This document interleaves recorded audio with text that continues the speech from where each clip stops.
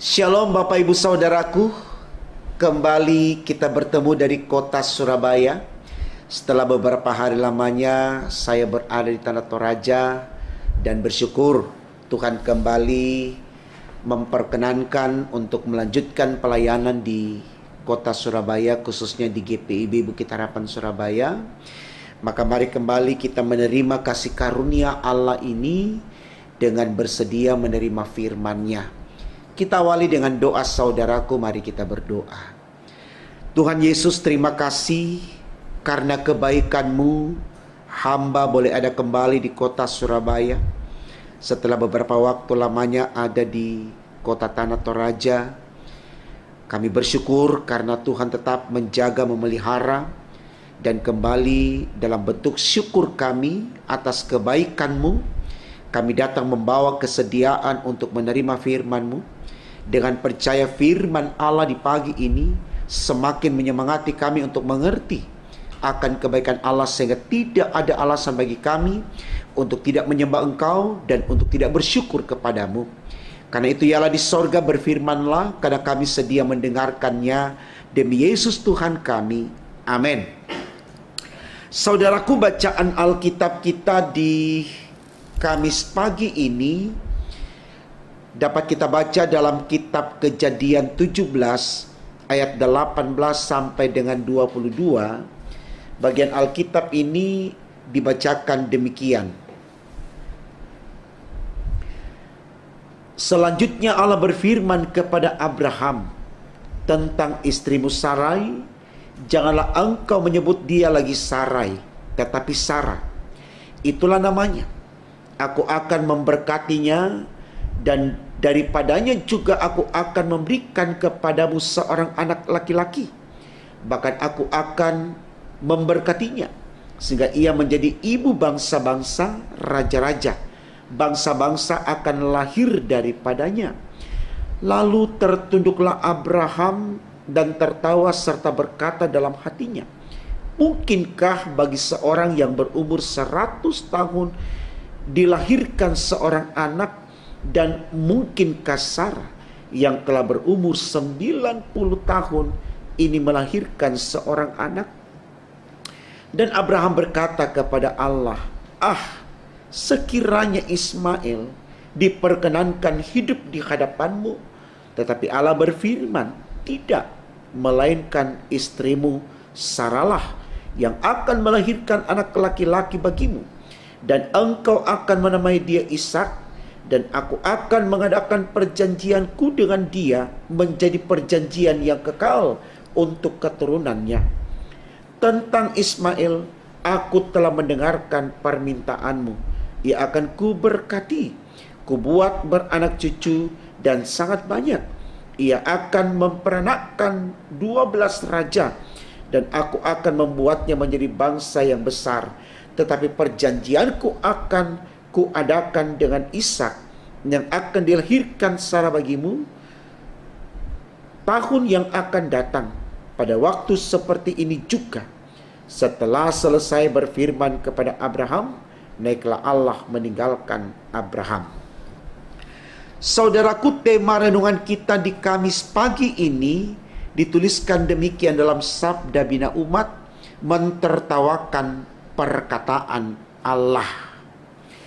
Saudaraku, tema renungan kita di pagi ini hendak menggiring saya dan saudara untuk kembali mencoba untuk melihat refleksi hidup yang sudah kita lakoni di masa-masa yang lalu tentunya, sebelum kita ada di hari ini. Artinya bahwa bagaimana kisah kehidupan yang sudah kita perankan, baik secara sendiri ataupun bersama dengan orang lain, di sana kemudian tidak sedikit kita meragukan akan perkataan Allah.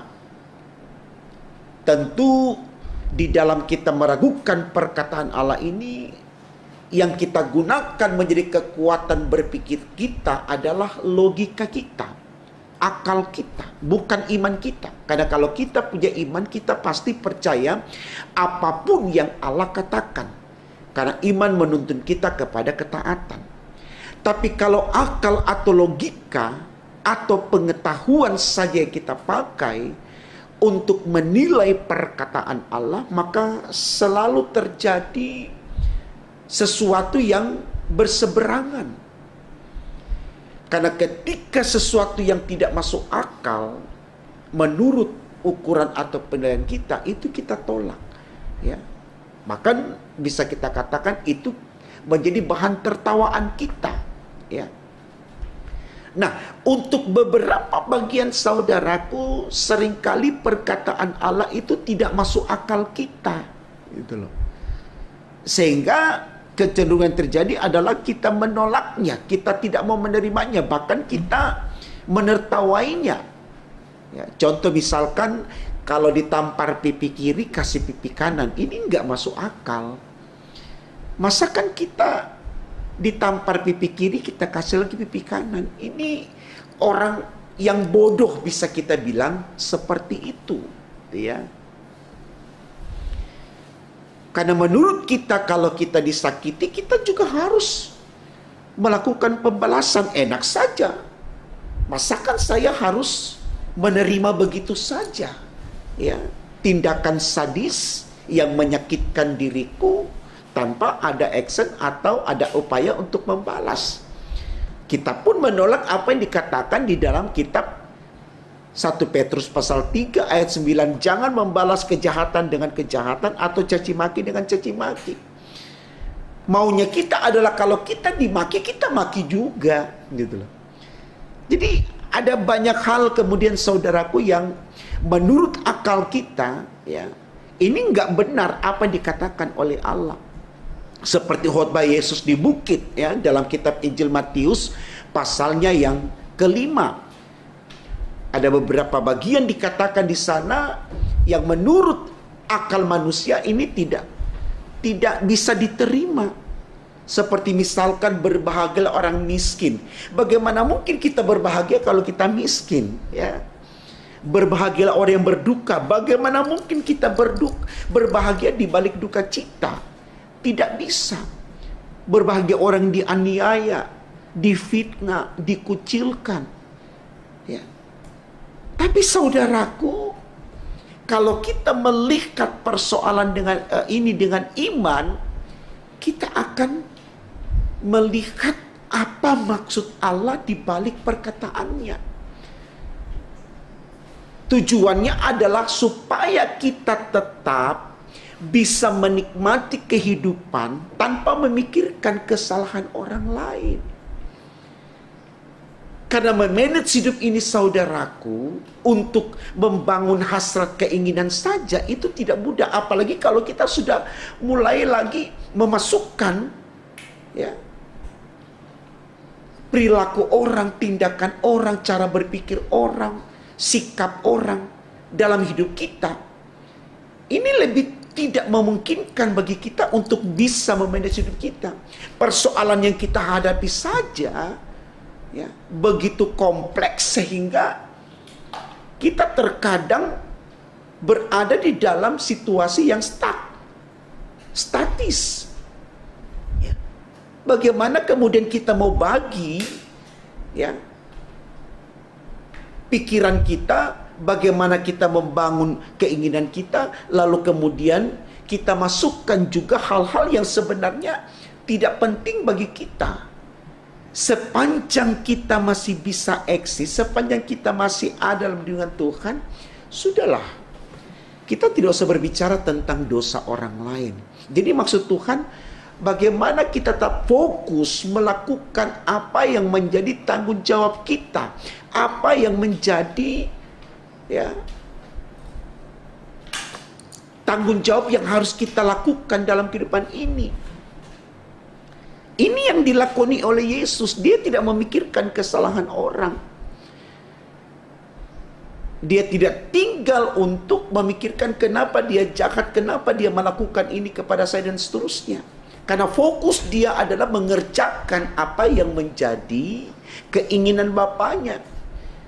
Satu hal saja yang Yesus lakukan dalam menyikapi semua kejahatan orang yang ditujukan kepadanya.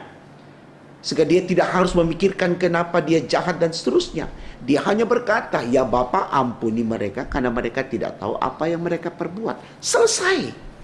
Dia jalan dengan legowo, dia ikhlas menerima apapun. Dia tahu itulah konsekuensi hidup. Dia tidak akan pernah ada di situasi yang benar-benar aman atau nyaman, yang biasa kita sebut zona nyaman. Tidak. Karena realitas hidup yang manusia jalani dan alami di dunia, konsekuensinya adalah berhadapan dengan begitu banyak tantangan dan pergumulan. Pikirkan saja apa yang menjadi harapan kita, dan gantungkan harapan itu hanya kepada Allah. Serahkan semua kepada Tuhan. Yang pasti saudaraku, Tuhan tidak akan pernah menguji iman kita melebihi dari kekuatan kita. 1 Korintus 10 ayat 13. Pencobaan-pencobaan yang kamu alami ialah pencobaan biasa. Ya. Jadi mari kita belajar dari bacaan Alkitab kita di pagi ini lewat sikap Abraham yang menertawakan perkataan Allah yang ditujukan kepadanya. Karena Abraham dalam konteks itu memahami perkataan Allah dengan akal, logika, bukan dengan iman. Ya. Sehingga dia berkata, bagaimana mungkin saya seorang laki-laki berumur 100 tahun masih bisa mendapatkan seorang anak. Apalagi Sarah istrinya yang sudah berumur 90 tahun bisa mengandung. Di waktu muda saja dia tidak mengandung, apalagi di usia tua. Ya. Abraham lupa bahwa Tuhan sudah pernah berjanji kepadanya, aku akan memberikan engkau anak cucu yang tidak terhitung jumlahnya, tapi bukan dari hasil yang tidak diinginkan oleh Allah. Di situ ditawarkan Ismail. Jika engkau berkenan di Ismail di hadapanmu, maka itu menjadi mungkin. Ini menurut Abraham, tapi menurut Allah tidak. Bukan Ismail, tapi Ishak yang akan lahir dari buah kandungan Sarah, yang dalam pandangan Allah resmi di mata Tuhan, katakan demikian, istri yang sah di mata Tuhan. Ya. Dan ini terjadi seperti yang Allah katakan, saudaraku. Ishak lahir dan sampai hari ini saya dan Bapak Ibu menjadi keturunan Ishak. Tidak terputus keturunan itu karena itu janji Allah. Artinya apapun yang disampaikan atau dikatakan oleh Allah itu tidak pernah diingkari. Tidak ada muatan bohongnya di sana, tidak. Karena Allah itu selalu ya dan amin. Saya pikir ini baik saudaraku untuk kita imani supaya kita mulai meyakini bahwa firman Allah ini ya dan amin. Tidak pernah diingkari, tidak pernah tidak akan terjadi. Supaya harapannya di tahun 2021, di waktu yang masih panjang ini yang akan kita tapaki lewat refleksi hidup kita, betul-betul kita hanya menggantungkan harapan kita kepada Allah sebagai yang menentukan hidup kita. Bukan akal kita, bukan logika kita, tapi iman kita. Amsal 1 ayat 7a katakan, takut akan Tuhan adalah permulaan pengetahuan. Artinya kalau Bapak Ibu sudah punya pengetahuan, bisa mengolah akal dengan baik, Bapak Ibu harus takut dengan Tuhan. Bukan semakin menertawakan Tuhan atau membodohi Tuhan seperti tema khotbah kita, menertawakan perkataan Allah. Ini kita tidak punya kewenangan, kita tidak punya kuasa untuk itu, saudaraku. Jadi mari di hari ini saudaraku, kita kembali bangun seluruh harapan, cita dan damba kita ya, kepada keputusan Allah, kepada perkataan Allah. Di dalam Tuhan tidak ada yang sia-sia, karena firman Allah sudah berkata, Tuhan tidak pernah merancangkan malapetaka kepada anak-anaknya, tapi menyediakan damai sejahtera. Berjuanglah untuk masa depan Bapak Ibu di tahun 2021, tapi lakukanlah itu di dalam nama Tuhan Yesus. Karena hanya Dia yang menentukan masa depan kita. Dan di dalam Dia sekali lagi tidak ada yang salah dan tidak ada yang sia-sia. Itu janji Tuhan. Pegang itu dan imani Dia. Maka hidup saudara dan saya akan terus terberkati sekarang sampai selama-lamanya. Tuhan memberkati firman-Nya. Amin. Mari kita berdoa saudara. Terima kasih Tuhan karena Engkau sudah memberkati kami di pagi ini lewat firman-Mu, lewat sikap Abraham yang menertawakan perkataan Allah. Kami menjadi mengerti betapa pentingnya Tuhan dalam hidup kami. Karena ternyata semua yang Engkau katakan itulah yang terbaik, itulah yang paling benar, bahkan itu sempurna bagi kami. Oleh karena itu Tuhan, biarkan kami hanya bersandar kepada-Mu saja, hanya mengandalkan Engkau saja, karena Engkau lah jawaban terakhir dalam hidup kami. Khususnya harapan-harapan kami di tahun 2021. Semua ada dalam kewenangan Tuhan, semua ada dalam keputusan Tuhan. Biarkan kami hanya berharap kepada-Mu, biarkan kami hanya mengimani Engkau sebagai Allah kami yang hidup. Maka kami semua akan diberkati dan boleh meninggalkan tahun 2021 nantinya dan beralih di tahun yang akan datang. Bahkan di tahun-tahun selanjutnya tetap dengan berkat-berkat Tuhan. Terima kasih untuk firman-Mu Tuhan. Ampunkan salah dosa kami. Dengarkan doa kami, sempurnakan dan kabulkan. Karena kami berdoa hanya dalam nama Tuhan Yesus Allah kami yang hidup. Haleluya, puji Tuhan. Amin.